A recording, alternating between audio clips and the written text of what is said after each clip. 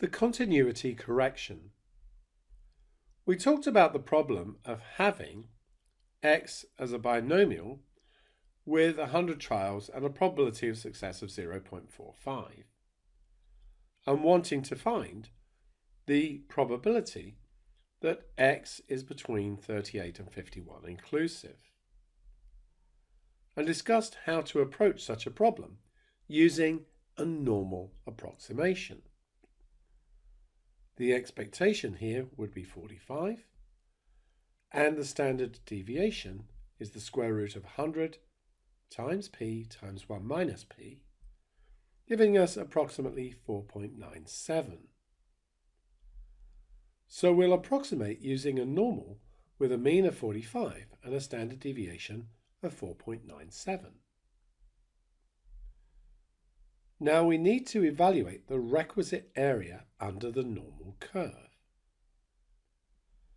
However, we do not evaluate the probability of y, our normal distribution, being between 38 and 51. We apply something called the continuity correction. It is so named because we are approximating a discrete distribution with a continuous one.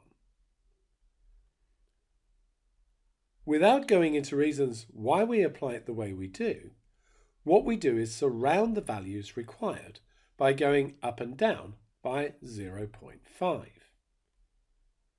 So if we have this number line here, we want the values from 38 to 51, and we go down 0.5 from 38 to 37.5, and up 0.5 from 51 to 51.5.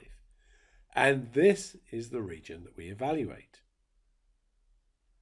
So what we evaluate is the probability that y is between 37.5 and 51.5.